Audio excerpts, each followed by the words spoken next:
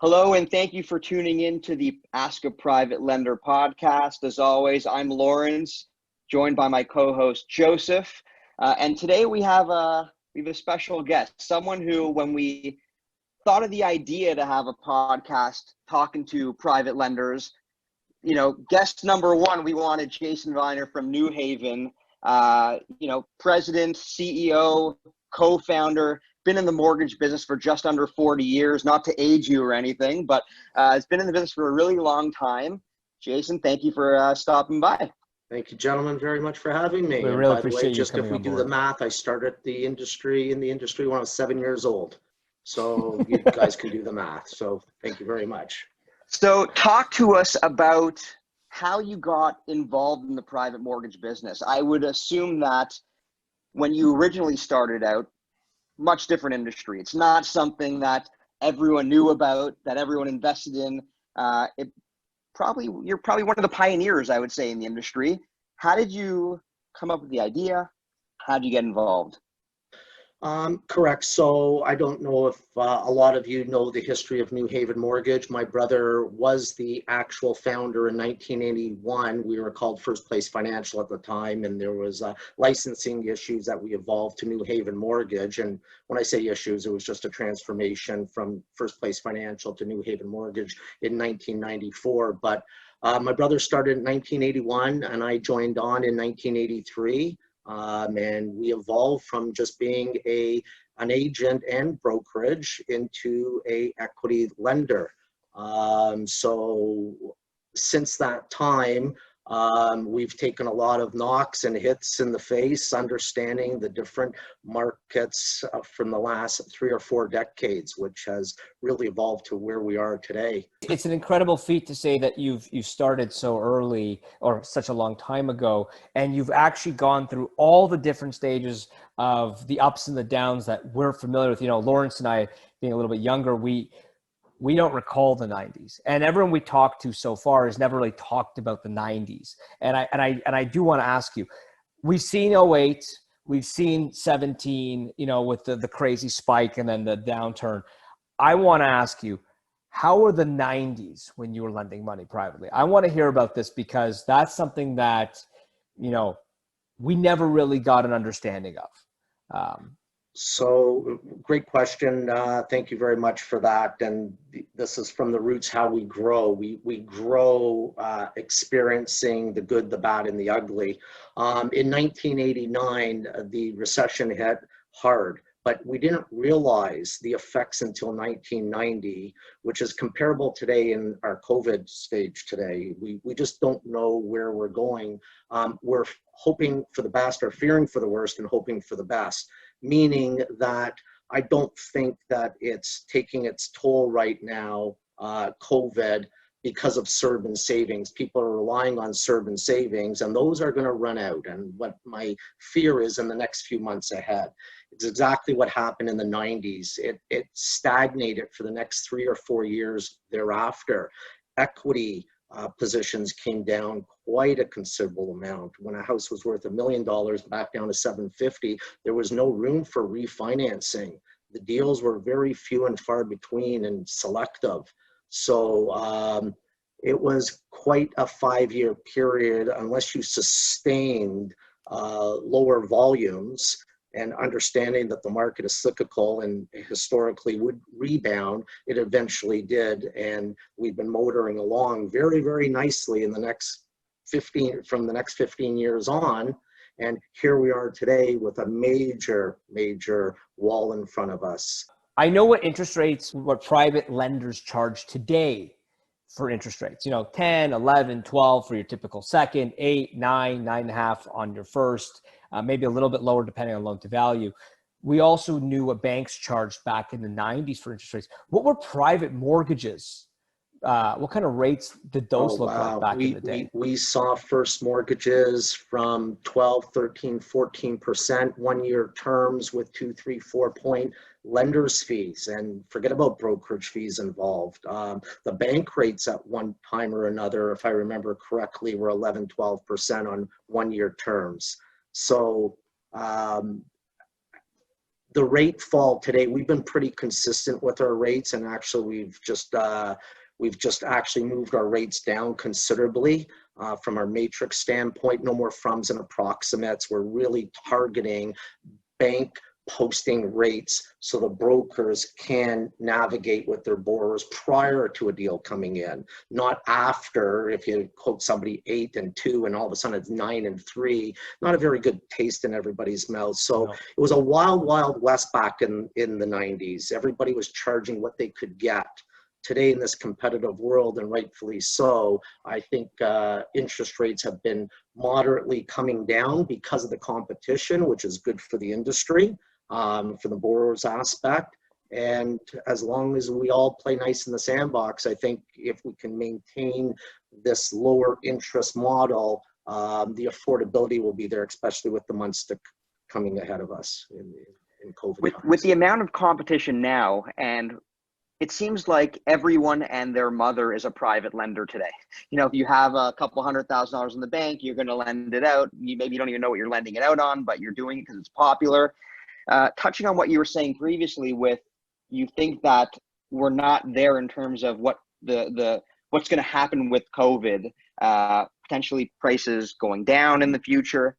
Are you worried for these people jumping into a space where maybe they don't have the expertise and that track record that someone like you has? You know, are you worried they don't know what they're doing?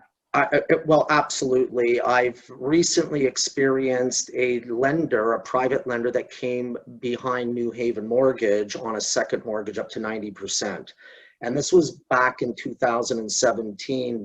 Prices, people were purchasing properties, let's say for $500,000 in 16, 15 new builds. And by the time 17 came along, their property before they closed is now worth 800. So people were taking out $600,000 first mortgages, only 75%, but 110 or 20% of the actual purchase price. So they already hit the 649, the borrowers, and no skin in the game. What happened in this particular situation was the exact same scenario. Escalated prices, somebody came in on the new value, today's value, as opposed to the purchase value, and lent 90%. A broker had put this individual, a private individual. They had 4 mortgages of $100,000 in their small little portfolio, and everything was going good until it went bad, until the client or the borrower could not pay, and they were bouncing checks left, right, and center, went power of sale, and had to keep us, New Haven Mortgage, current, as a second mortgagee's responsibility is. Unfortunately, he had no idea, the second mortgagee, that he had to keep us current. He didn't understand that in order to take control of the deal, he would either keep us current or pay us out in its entirety to offset any interest rates and or legal costs involved in the transaction. What New Haven Mortgage did there was, we understood the poor second mortgagee's position, believe it or not. We reduced our 7.99% to 3.99% because we played nice in the sandbox because he was going to go into the property. We allowed him in the property as we did the power of sales scenario. We allowed him in the property to renovate to get the values back up to where it should be. It was actually a very, very successful story. He only lost minimal amount of money. He could have lost it all. So the experience, it could very easily. So being a mortgage lender, especially a private mortgage lender, unfortunately, they look at the price tag, their returns, their 8, 9, 10, 11% returns, especially if they're in their second mortgage, but don't understand the responsibilities of a second mortgage, and that they don't understand that if there's a loss, they get hit first, not a good equity position. Exactly. When it was back in the 80s and early 90s, you guys were probably one of the only guys doing it, and a few other people that we know. What do you think was the turning point in the industry when it became kind of like open season, when everyone decided it was time to? When did you feel like there was that, that line that said, wow, private lending is a good business, we should all start getting into it? Because I've been in the business myself for 16 years now, And I remember you guys, I probably don't remember back then, but I sent you and your brother a deal back in the day as a mortgage broker. Now, I've been in the private business myself for 8 years, but I've also seen a lot of transitions as a broker. When do you feel as the private that you saw the tipping point or the change? It was one of our trade shows where I walked in after the setup and I stopped dead in my tracks. The trade show consisted of 3 times, maybe even up to 4 times as many mom and pop private investors mix that just came out of nowhere.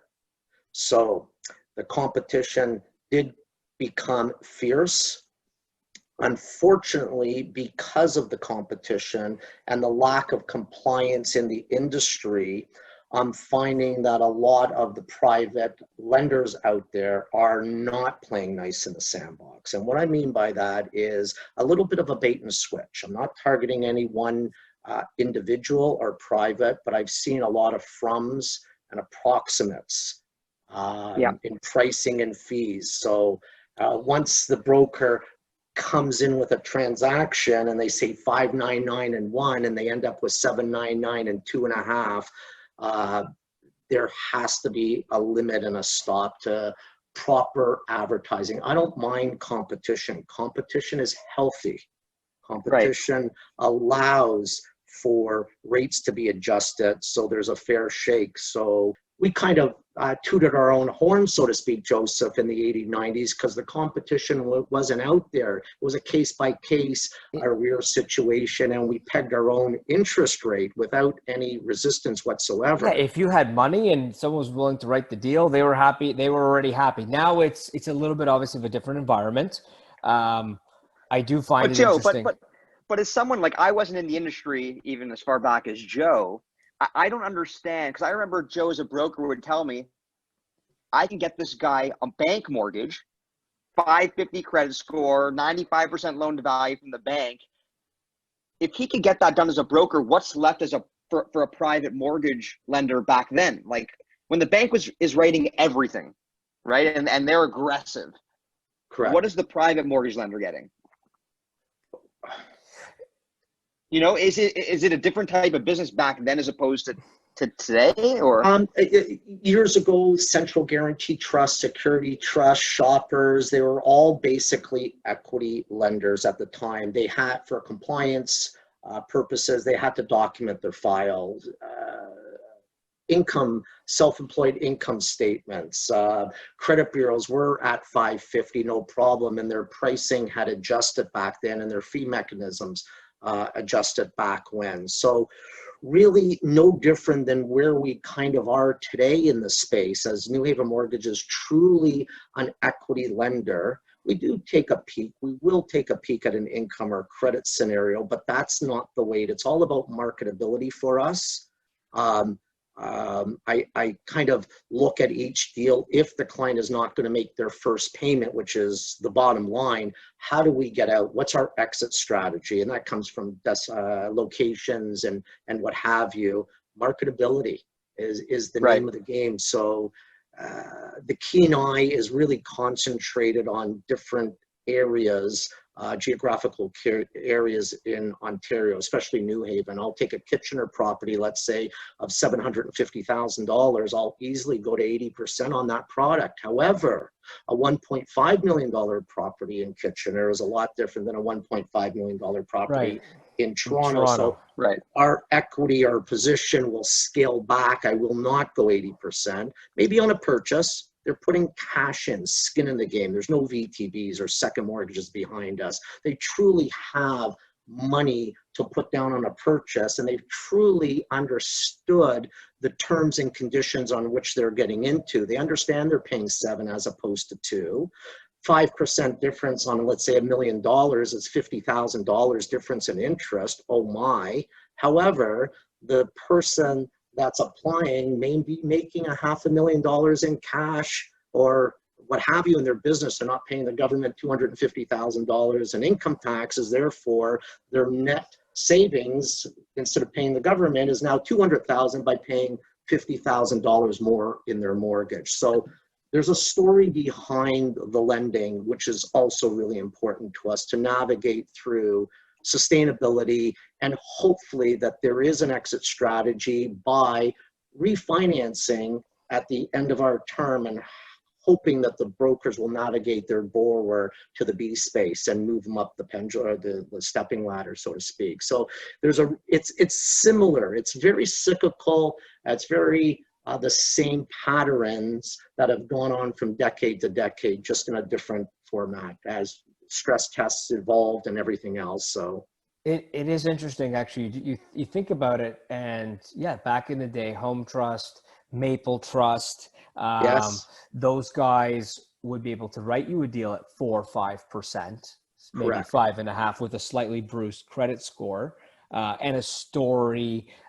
Whereas today, there are some privates out there that are potentially writing stuff in the 5, 6, 6.5% range. But I think to Jason's point, what he's trying to say is it's a lot of advertising. It's a lot of smoke and mirrors where people are coming out 100%. saying 5 and 1, 6 and 1.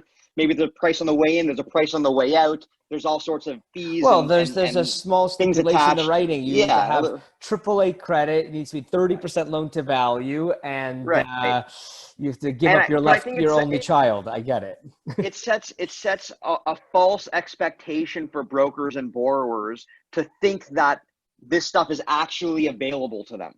And then they go to this so-called company or companies that are advertising this. They don't get what they want, and then they go to New Haven. They say, "Oh, I can get it for that price over here."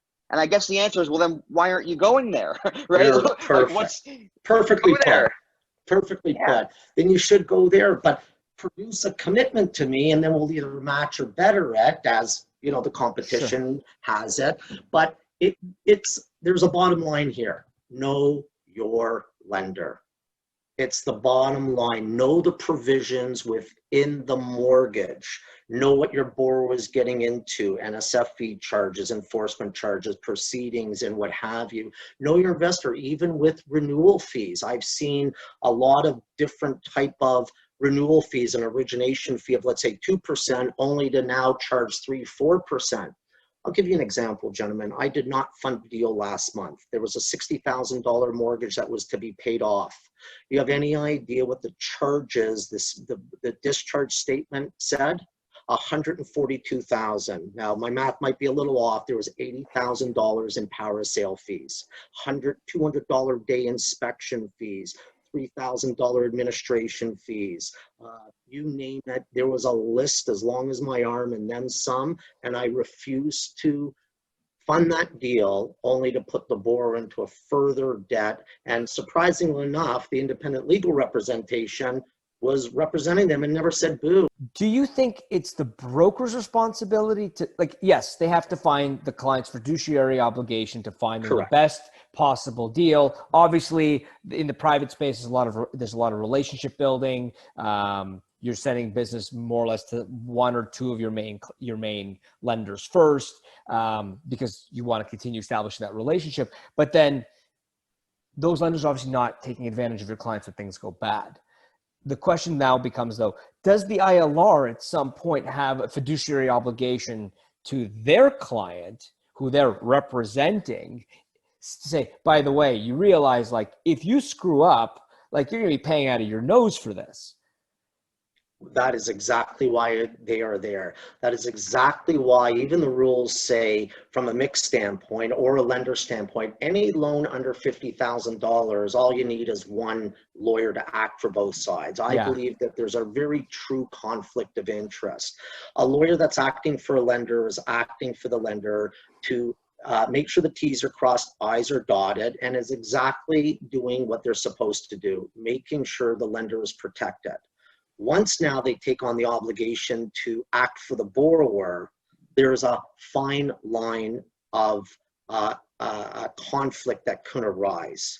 That if our lawyer acting for New Haven Mortgage doesn't tell the borrower, oh, by the way, if you don't do this or don't do this, this is what can happen, and they fail to do so, the fingers are going to start pointing each and every way. And then there's a conflict, and rightfully so.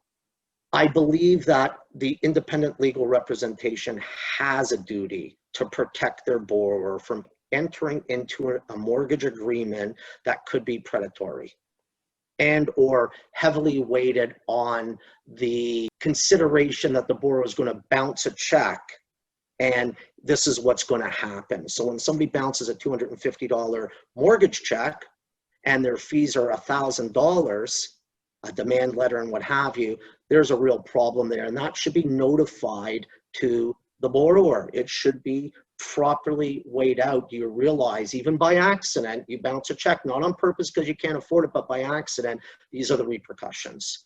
And I think know your lender, diving into the provisions is the broker agent's responsibility prior to it even going to the lawyer, because if they're doing their due diligence and it does get to the lawyer, it's an easy close. There's nothing really to talk about. Yeah, because especially today's world with social media and all the Facebook groups and everything else, it's not hard to know like what everyone's doing. Everyone talks. It's an open market, right? You can have your opinion about anyone specific. You can voice your opinion through any forum or board or web, whatever it is. You would think that the brokers would know what the lenders are doing after deals go bad, because it is. Sure, but here's the problem. Jason has a he wants to keep his name clean in the industry, right? 100%. These one-off guys who lend money, or they have $400,000 deals on their book of business. I mean, what do they care? I mean, they're going to do whatever they want to do, right? They don't have a name to uphold, because I'm sure you have a lot of loans on your books, right? How many loans do you have on your books? Probably hundreds, I'm sure. However, the broker is now pointed at how could you put the lender actually from a New Haven Mortgage kind of name out there in the industry, as opposed to John Smith Mortgagee. It's really the brokerages that get pointed at. How could you put me into a deal like that knowing what you should have known?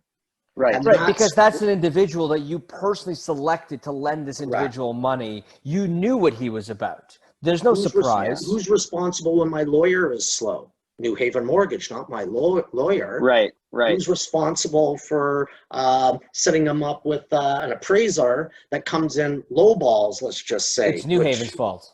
New Haven. So it all stems back to know your lender. And I believe if the brokers and agents out there are doing their due diligence and looking for the best possible deal for their client, they will watch where they put their money. It's a real sore right now, and this is where the New Haven Mortgage is coming in.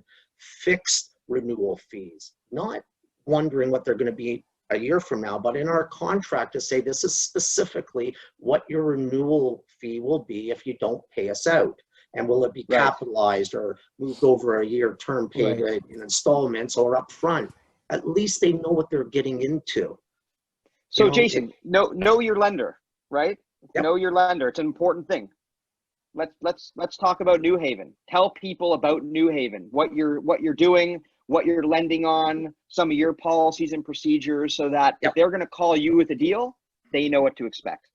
We've heard the cries throughout the years. It's not as easy as turning on a light switch to change. Revenue streams come from different avenues within the mortgage lending business, including NSF fees and what have you, enforcement. Very transparent. It is what it is. There's work to be done behind the scenes that nobody understands. However, moving forward, and as I mentioned before, we've diagnosed about 10 or 12 other people playing in our space. And if you compare our new provisions that have been instituted in the last 6 months, especially when COVID hit, it was even more of a reason to move it forward quickly. Our provisions are probably one of the best borrower retention provisions out there, from NSFs to enforcement. Play nice in the sandbox. If the people don't want to help themselves, we can help them. We get it. But from a COVID standpoint and from our first wave of deferrals, which was probably about 40 to 50 to 60 mortgages that came in for deferrals, we work with these clients. The client that had an $800,000 first on a $3 million mortgage, $3 million value, Right. they weren't a candidate for a deferral because they could have taken $50,000 from their equity and prepaid their mortgage and helped them out. Right. Once they knocked on our door and we provided that information or wait, listen, whatever you're going to tell us, please back up your story if you lost your job. And they continue to pay. I think everybody really got nervous. What's going to happen? Let's take advantage. Even myself, no more redemptions, distributions frozen. And I too panicked until you sat back in a 24-hour rule that I always kind of tell my staff, just take a deep breath, 24 hours, you'll have a clearer mind how to navigate through these problems. So from that point on, we realized that playing accommodating and working with clients, the ones especially that had, let's say he was a painter, she was a painter, or school teachers, and they gave us a note to say that they were laid off and 50% of their income was actually affected. We worked with the client and reduced the mortgage payment by 50%, maybe not the full thing. And they went, wow, thank you very much. We capitalized without pressure being put in that you have to owe us that money. And I think that really propelled me into the new Haven. It works much better working with people than against people. Absolutely. And it's really working fine. So deferral wise, you said you were hit with about 40, 50, maybe 60 people asking for deferrals. I mean, that was, I want to say back in March, if my memory serves me correct, April-ish. Yep. So now we're well into September. What's happened with those specific clients?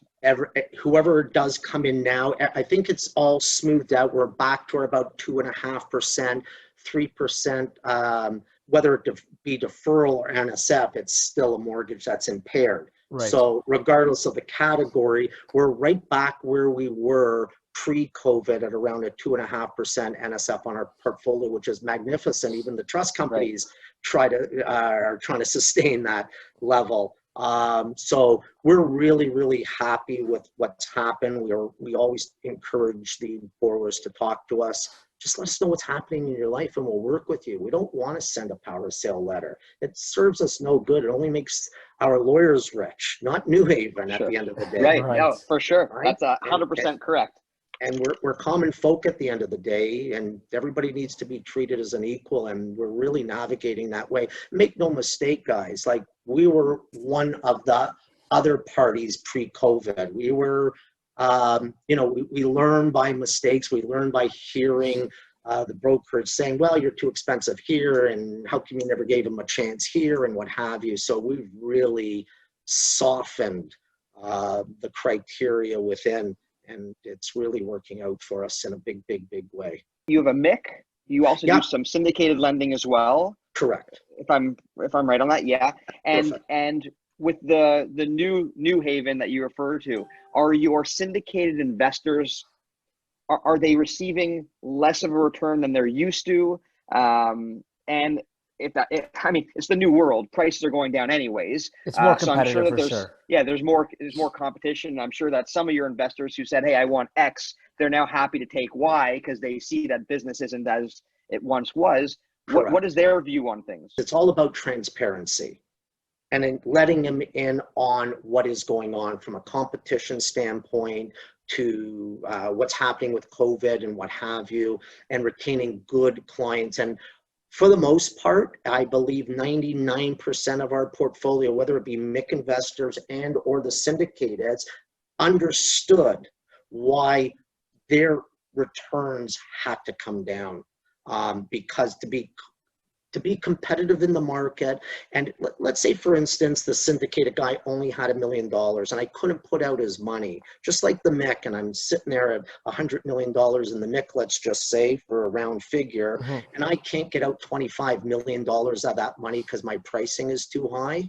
My yields are going to be stripped completely down. So if I was getting 7.5%, 8% in the MIC, without that money being distributed out into the mortgage portfolio, yields will come down to 6 3/4, even 7%. And we didn't want that fluctuation. 10 years having a MIC, we've always been constant until recently, until COVID, until the competition.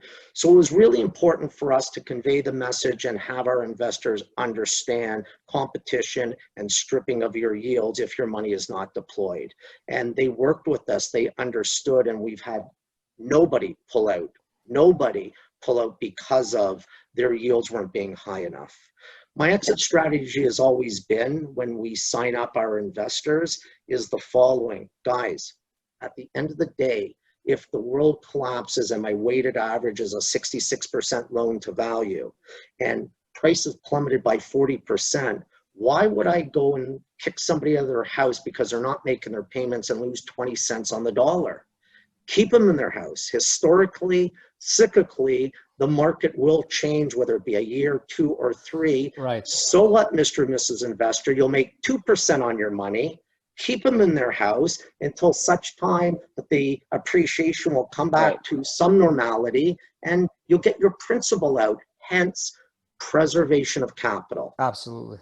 That's the name of the game. It was always, preservation of capital. Yeah, we're here for preservation of capital. It really was a sales kind of wording that was in the industry everywhere. But it's really important to understand that preservation of capital is the bottom line if something happens, such as COVID, if prices plummeted. See, my fear right now is not what's happening now, and let's take 89, 90, 91, where it kind of filtered out and everybody's sitting on the sidelines and thinking what's going to happen with the market. My fear is that savings and CERB is going to run out. What's going to happen to the market and the people in 2 to 3 or 4 or 5 months from now? And that's where today's navigation is very, very important.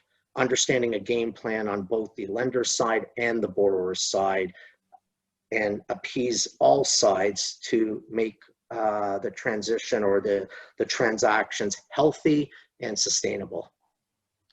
That makes perfect sense. You know, I always tell Joe that, you know, when he got me into the mortgage business, I was shocked at the returns that people got for investing in mortgages, because I saw it as such a conservative investment. You have a property, I can drive by the property, I can touch the property, I know what the value is. Correct. And I'm investing in this property, in this family, or however you want to put it. But I always felt the returns were kind of out of whack with the actual risk that we're taking, right? Correct. And I assume you being in the industry feel the same way. You know, average for a New Haven return, if an investor was to come to you and say, hey, I have $1 million, I want to invest in your MIC, like, what do you prepare them for returns? Exactly in the new world. Exactly what the returns are and exactly the message that I have to convey to them. If you want your $1 million out, you want safe mortgages, risk and reward, and therefore it's funny how the Ontario Securities Commission label mortgage investments, whether it's a 30% loan to value or a 90% loan to value, it's a high risk investment. It's the same bucket. They same throw it all in bucket, the same high bucket. risk. Yeah. So it's predicated on risk and reward to a degree, which everybody in today's society is not looking for risk. The mortgage investment portfolio should be made up of put away money. Thank you very much. You want to play with your stock money, take 10% of your portfolio. Absolutely, take a shot, hit a home run.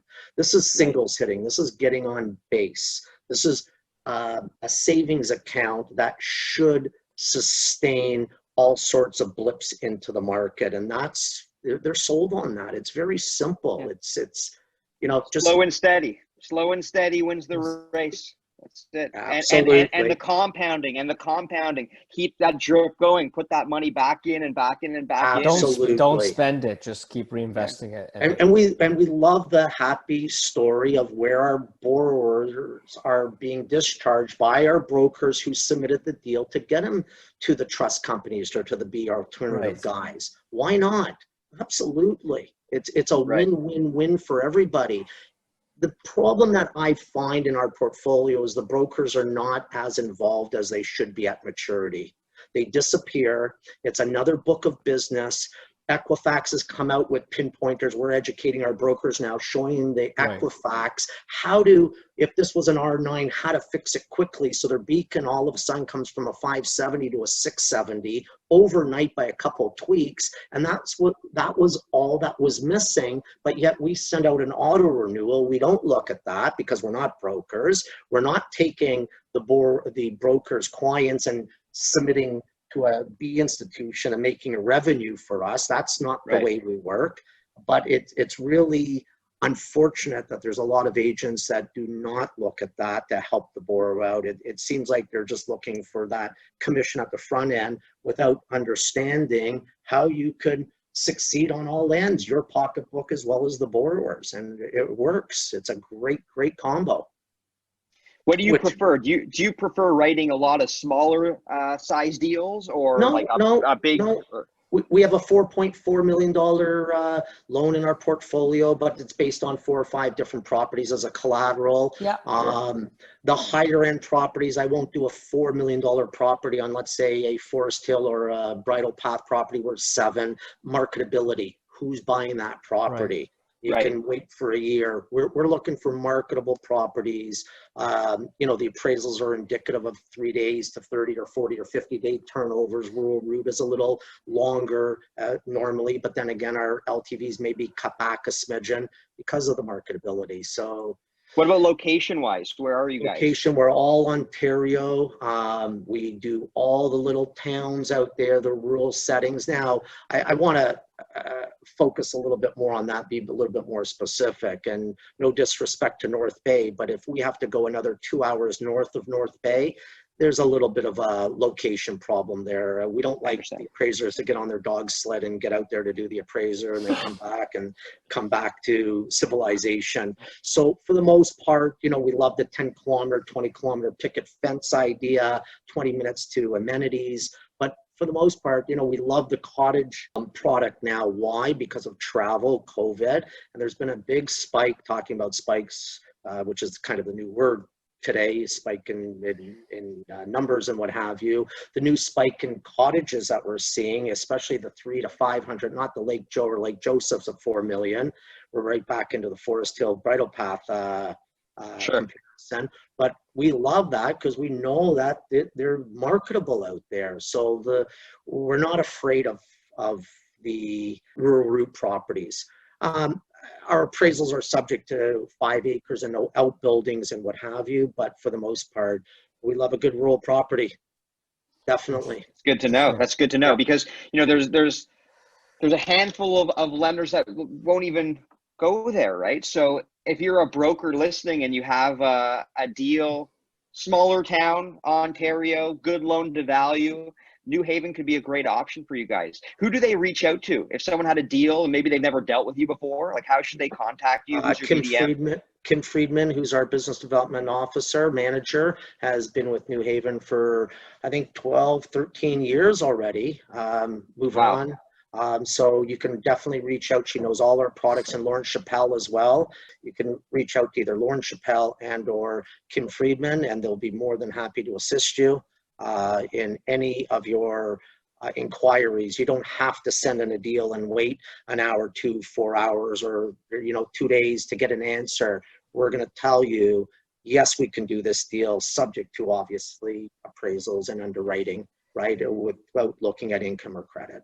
And you guys obviously can be found on the drop down of Filogix and Lendesk now as well. Absolutely. Perfect. There was a myth out there, Joseph, funny, because we were listed as a co-broker, and the myth was that we co-broked our deals. We were a broker co-brokering deals. The reason for that was we controlled the borrower's disclosure as well as our commitment. We could not do that. And what we found was, because we still have our broker's license and our administration's license and MIC and what have you, we controlled the quality of the compliance within the borrower's disclosure. There wasn't plus disbursements for legals, and we found too many times inconsistencies. So we provided that service. That was the only reason why we were on the co-broker base. But I believe we're on lender now, and with the assistance of you're part of the drop. You're part of the drop down menu. Yes, you can literally just find you there, click a button, submit the deal, and it'll absolutely. just and you guys will get it digitally on your end. Absolutely. It's funny, every time I talk to you, I feel like you love the business, like you love the action. Oh, you can tell Jason is very passionate about it. You could see it in his eyes. I do have a lot of sleepless nights. I'm up at 5:10 in the morning with the birds, and listen, it's stressful like any business. Any business has its stress points. I don't care what industry you're in. And yes, I think probably this is all I know, and I'm looking to better the industry as well as New Haven Mortgage and its product. And it's taken a while, but I think we're there. We're there. We've just launched a new elite program to 10 brokers, from a volume bonus to automatic trailer fees.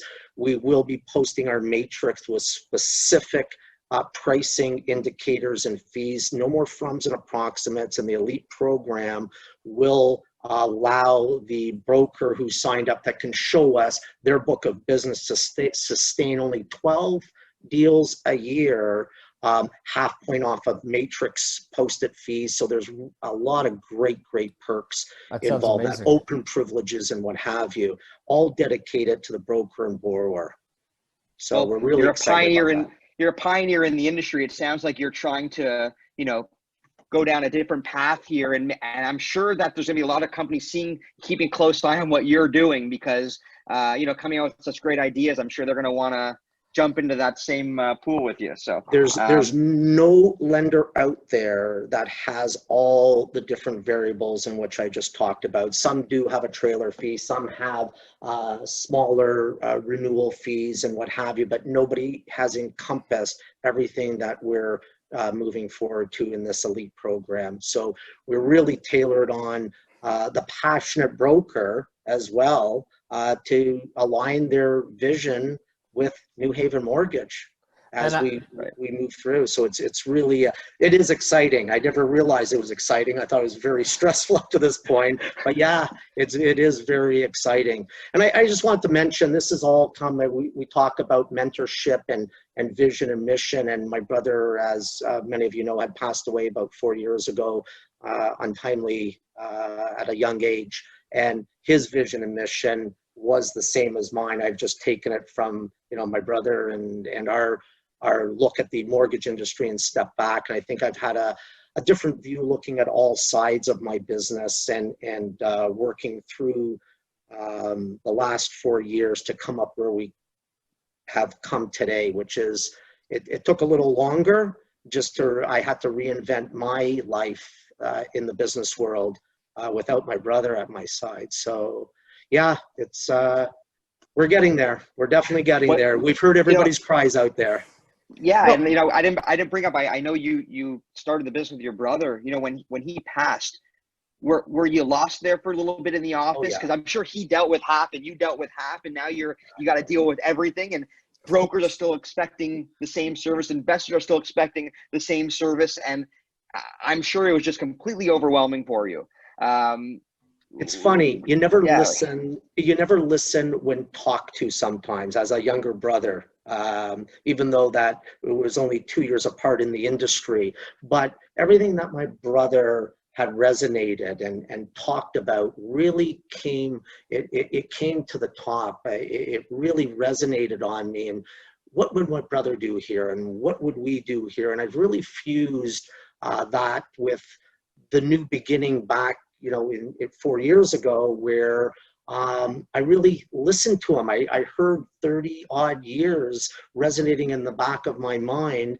And because of his mentorship and our entrusted partnership, I think that's without that, or with him or without him, I think we really got to where we were today. So yeah, it was very, very difficult to get through a lot of, even reconfiguring his office to 6 stations. He had the bigger office and bigger brother and everything else, and I didn't mind.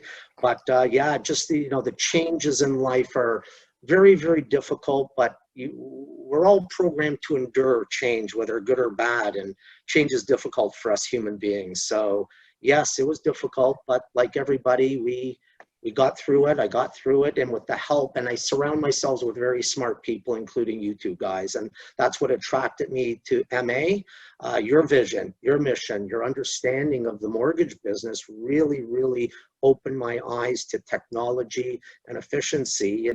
Technology is very, very crucial, and to have MA aligned, I've seen a lot of programs out there, but to see MA's vision and the support of New Haven and others feeding you very strategic information that needs to be put on your system. I'm just amazed how far you guys come in such short period of time. You told me several months ago you had a handful of employees. Now you're up to 20 tech guys and moving through. You're not stagnant. You guys are moving through things in the industry that's really important to the development of lenders, and especially equity lenders. The banks have their GDS, TDS, you press a button, everything spills out for you.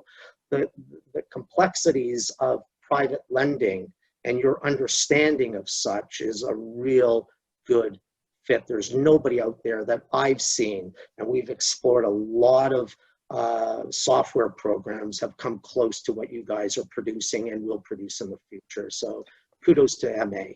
We really appreciate the kind words. Thank you, Jason. Very nice of you. And yeah, just to touch on that, we don't know. I don't think anyone knows everything, right? It doesn't matter what industry you're in. Doesn't matter how big of a player are. No one knows everything. And that's one thing that I pride myself on, is that we want to listen. Right? We want to listen to all of our clients because everyone has a great idea. And, the amount of staff members that we have now, yes, surpassing 20, we have these people so that we can implement the changes that our customers want and expect. And we feel like if we do it at a quicker pace as well. At a quicker pace. Absolutely. And, and that's what it's all about. You guys are doers. You guys are doers. When we ask you, for a change in your program or an insight, that is acted upon immediately, whether it be from a New Haven mortgage personal request or it's overlapping the industry, as it will. You guys act upon that immediately. So that's where, you guys are a real moving forward at a quick pace, but at a very specific and efficient pace. I love what you guys are doing. I see your feedback to the industry of here's where we are now, here are the changes, and letting everybody know, and it's fueling the fire to more ideas. So thank you. You guys are doing a real good job. And, it's funny you say that, because we do absolutely value every one of our customers, but originally the slogan was, built for lenders by lenders, because the thought process, Lawrence and I were lenders. But the true statement now, like you think about it, we do ask for the feedback of people like yourselves and all of our other clients. And so it is a true testament to what the software has become, which is it was built for lenders by all the existing lenders and all the clients that have had some say in some capacity to what we do next with the product. So we do appreciate your support from the beginning and obviously continuing on. It's okay. I'll invoice you later, gentlemen. Don't worry. No problem. Appreciate it. So Jason Vyner, again, President, CEO, co-founder of New Haven Mortgage Corporation. If you have a deal, if you haven't tried them out, send them a file. I mean, send them one doable file, something that, they can actually say yes to, so you can see their process, you can see how they work. Like Jason said, there's a New Haven, so experience the change.